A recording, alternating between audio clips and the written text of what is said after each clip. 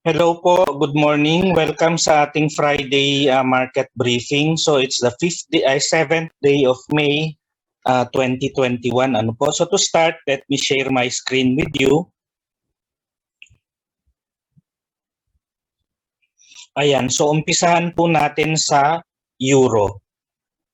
So yung euro po natin, kung titingnan natin yung galaw niya on a daily basis. Ayan po. So hindi pa although this is a reversal, we should expect that it will be an up. We are expecting an up direction for today. So titingin tayo sa smaller time frame natin ng direct any sign na or any area of value that would help us in positioning ourselves for buying. Ano po? So, kung nakikita nyo ngayon sa 4 hours, wala, medyo malayo na rin siya dito, no? So, we just go to a lower time frame, and since nakalayo-layo na rin siya, we have no choice but to wait for the price to correct to at least 26-day moving average. Ano po? Yan, so antayin natin na mag-correct siya dito sa 26-day moving average, which is 2047. Kaya po ang buying po natin ay nakalagay sa yan, around 2045 or 2047. Ano po? Dito po yan.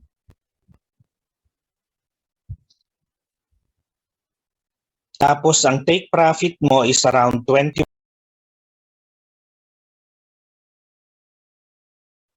Yung high price po niya, sorry.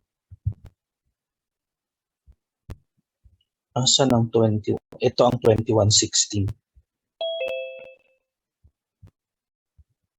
This should be 20. This is the high of this is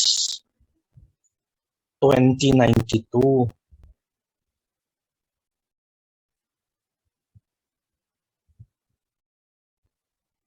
Saan nang galing ang 2116?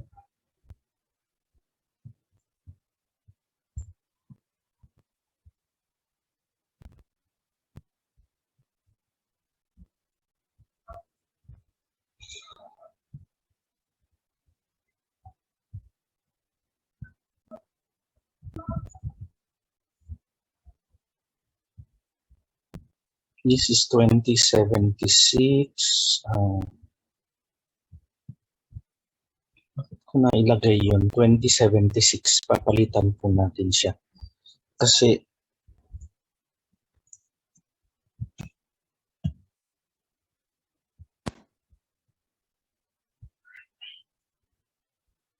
so parang ang liit-liit lang ng expected na igagalaw niya, kasi kung titingnan natin, ang movement niya for today is ang ATR niya ngayon siguro nasa 60 or ano to. Yan, nasa 60 pips lang po siya. So kung ang low mo ngayon ay 2059 or 2060, another 60 pips to 2060 is 2120. So that's the highest that you could expect dun sa price target mo for today's move. Pero dahil sa meron tayong non-farm payroll, expect na medyo mag-overshoot po ito. So you look for, what you are going to do is you look for any resistances that are near the 2120 area, and mag-extend ka ng a little bit over that, or if you want, kung gusto mo naman ng tanggalin ko lang yan para clear po sa atin.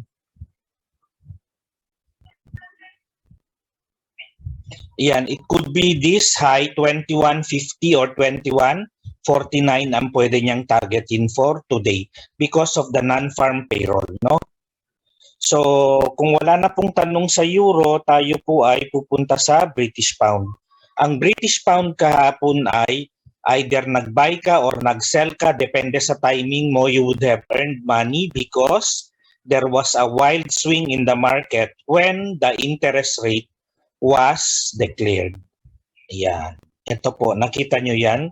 That happened in an hour. So umakyat siya, bumaba siya. So ang nangyari po talaga dyan, bumaba po siya muna tapos umakyat. Nung nag-announce na ng interest rate, umakyat, nahimasmasan, bumalik uli dito, nag-close dito. So malamang ngayong araw ang tinitingnan natin ay paakyat pa rin. Bakit paakyat pa rin? Dahil increasing highs pa rin yung kanyang mga low. If you notice, no, yung low mo dito nag-increasing high pa rin. So nahimasmasan sila sa pagbaba. Pwedeng umakyat pa po uli yan ngayong araw. Kasi if you are going to base it from the daily chart, ayan, ang galaw naman niya, ang target mo pa rin naman ay ito. Clearly, it is on its way up to retesting the 1.4 area.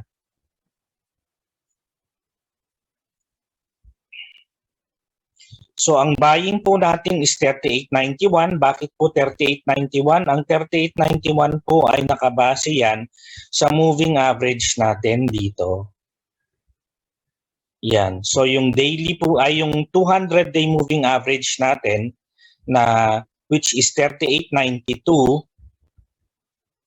Yan, nagbago lang ng 1 point. No? So yan po ang buying natin. Ang target natin is 4.008. Which is the high of the rectangle, and then ang cut loss mo is 42 pips away from your entry price, which is 38.50. Kung masyado pong malaki para sa inyo ang $42, you can trade a lot of, you can resize your contract size or your volume to 0.05, which will make your possible losses, if ever you will encounter losses in the market, it will make it into $21. Kung ayaw mo pa ng 21 na matalo sa'yo, gusto mo 11 lang, or gusto mo 10 lang, 10.50, pwede mong i-half yung half na half mo. So, you can trade a 0.025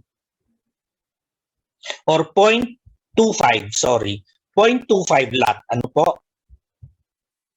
So, kung wala na pong tanong sa British Pound, tayo po naman ay dadako ngayon sa Australian dollar. Ang Australian dollar naman po, gumalaw yan. Nakita mo dito, di ba, paakyat siya. Nung paakyat siya, ito biglang bumaba.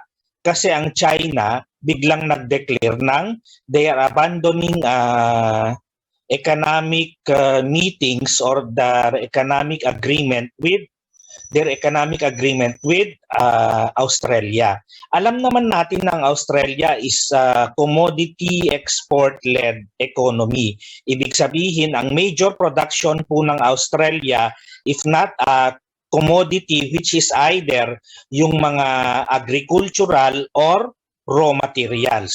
Sila po ang number 1 supplier ng China. So pagka sinabi ng China na ayaw na namin kumuha sa inyo, magkakagulo po sa Australia. Yun na nga ang nangyari. Nung sinabi ng China na we are rescinding all agreements or we are rescinding any economic agreement with China, with Australia based on hindi ko lang masyadong clear kung ano yung ano, but it's here, ano.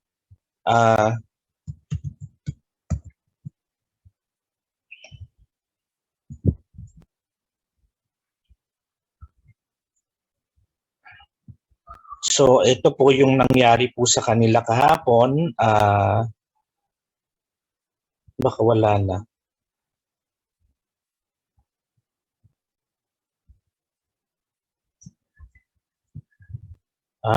Natabunan na. So, let's just try to filter it. Wala. Nasaan bang search?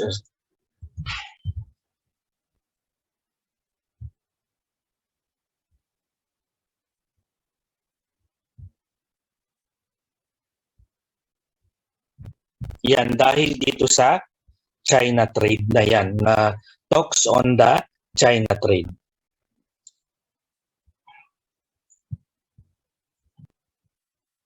Pero ngayon, naging upbeat naman siya dahil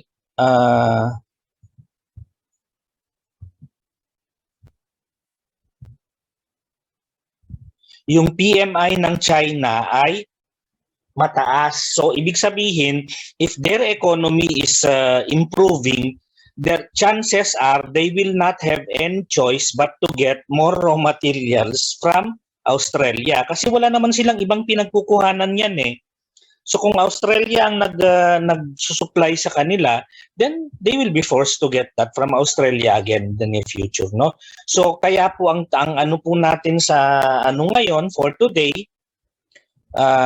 ang tinitingnan natin is we buy at least at itong previous high na to, 77.66. Any correction to 77.66 area, we buy at that level. Ang target po natin ay 78A17, ang cut loss mo ay 77.40 which is 26 pips. Ano po? So kung wala nang tanong sa Australian dollar, tayo naman ay lilipat sa Japanese yen. Ang Japanese yen naman, kung titingnan mo, nasa range pa rin siya ng triangle, rectangle mo. No? Before, triangle yan. Ngayon, rumectangle na siya. Yan, kasi po, ang price action po is very dynamic. So it may change its look anytime. So if you want this to be more accurate, yan po. If you want it to have more touch points, ito po yung itsura ng rectangle po natin. So kung ito po yung tinitingnan natin na strong support ngayon sa pag-akyat ng Japanese yen. Ano po? So, we buy at this area at 109.02. Yan, 109.0302. At that area. And then, ang target po natin is 109.95. 109.95 is based on this high. So, yung high po niyan, 109, sorry, it's not.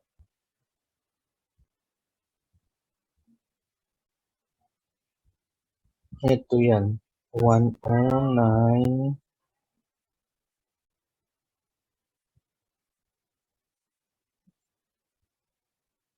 Ito yung the one that sticks out its head, no? It's 109.95. Yan, so kung titingnan nyo dyan, ito po yung pinakamalapit na pwede niyang puntahan. In connection with this, wala na ito. So kung titingnan mo yan, susukatin mo lang yung ano niyan.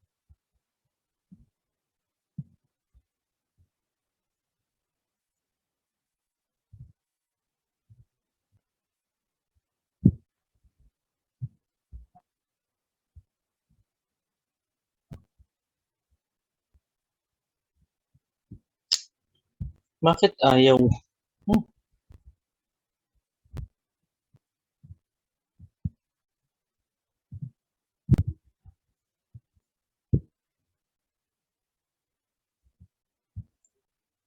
So ayan po, nasa 109.95 siya kasi 90 ang sukat mo pero meron siyang katapat na 95 na previous high kaya po ang kinonsider natin 109.95. Ang cut loss mo 108.78. Ang gold naman ngayon, medyo mahirap po siyang hulihin ngayong araw kasi kahapon gumalaw ng napakalaki. Yung ginalaw po niya kahapon was pang 2 araw na nagalaw niya. Tapos ang ine-expect pa din natin ngayon, may non-farm payroll po ngayon, so it will create another volatile movement in the market. Ano po? So if you are going to trade, if you are going to look for trading opportunities for today sa gold, ang titingnan mo is buying position. So kung magbabay ka ba dito, magbabay ka dito, or magbabay ka dito, you will buy at the correction kasi nagko-consolidate siya ngayon. Nakikita nyo naman, very clear itong consolidation na ito that it is preparing for another big breakaway. Yan, ito po. Kasi ito yung tinatawag nila na kung nakikita nyo na malaki ang galaw ng previous price, no? Nakikita mo naman, tapos nag-consolidate siya ng maliliit, expect for another explosive move either up or down, I don't know. But what the textbook says is for any consolidation that takes place, it usually follows the direction of the previous trend prior to the appearance of the consolidation. So if this is uptrend, yan po yung i-follow pa rin po niya. So ang pwede nating gawin dito is ang pwede nating gawin dito is sukatin yan, and we will base our projection based on the sukat kung saan yan pwedeng pumunta. So dito po siya sa 1843 or 1844 area, ano po?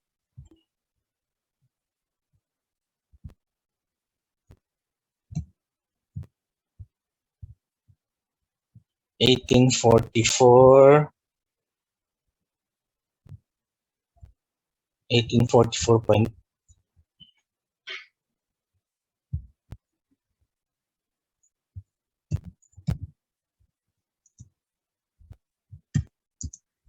Yan po. Tapos ang cut loss mo is 10 pips ay 9 pips or 8 pips away. 10 pips away from your entry price at 1804.79. Yung 1804.79 po is base po yan dito po sa 26-day moving average. Yan po ay hindi ko na lang po lalagyan ng presyo dito para hindi po kayo malito. Ano? Ang inaantay lang natin dito, when you look at the chart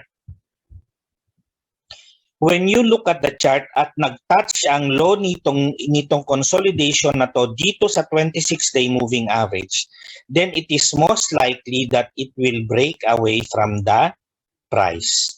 Yan po. Yung sinasabi ko pong yan, ito po yung example po yan. Ito po. So nakikita mo nagko-consolidate, di ba? So nagko-consolidate siya. The 26-day moving average will carry the price away from the consolidation. Ayan po siya, oh. So we are expecting the same thing to happen again today. Ayan. So kung may mga ano po kayo, may mga nagtuturo-turo po sa inyo, siguraduhin nyo lang na yung tinuturo nila is based on established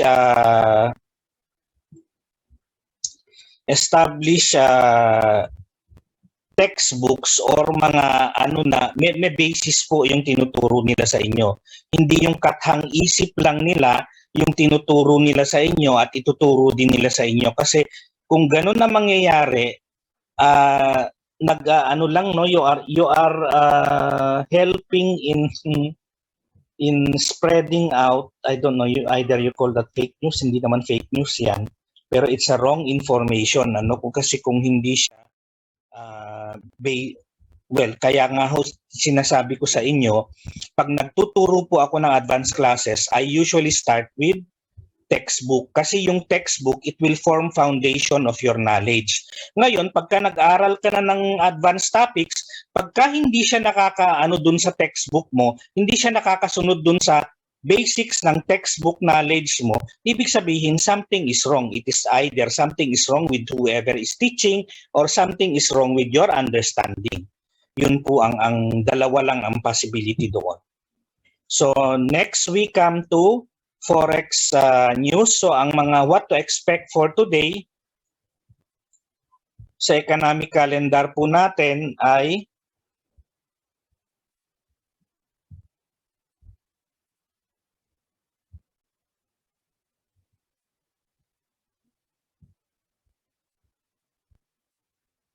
sa China, ito yung lumabas. So they have very good PMI, kaya naging upbeat ang Australia na naman.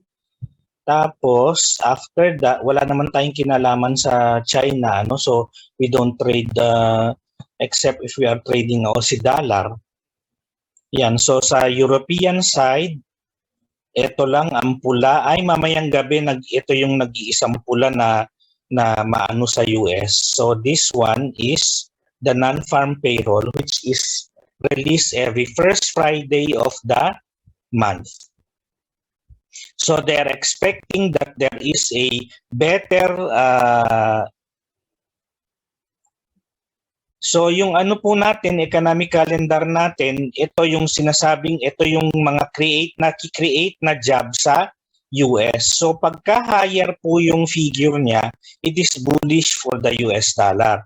So ang ano po ngayon, ang upbeat po ang expectation nila ngayon because they're expecting a higher than previous data. So pagka yan po ay lumaglag mamayang gabi, ang ibig lang po sabihin yan, ganito po kasi ang expectation, no? They are already trading, their trades now are already based on the expectation that the data will come out as 978. Yan po ang tinetrade na nila ngayon. So yung galaw po ng US dollar ngayon against other currencies or other gold is based on the assumption that the data is going to be 978. Any variance from this data will create volatility in the market. The market will try to adjust itself if the data is not of 978 tonight. So yun po ang titingnan po natin. Ano po? That's why I always tell you, hindi naman kasi natin hawak kung ano yung lalabas na data. So I always tell you that if your tolerance is not that big, if you are not following yung tolerance natin sa pagko-compute ng tolerance, and if you do not want to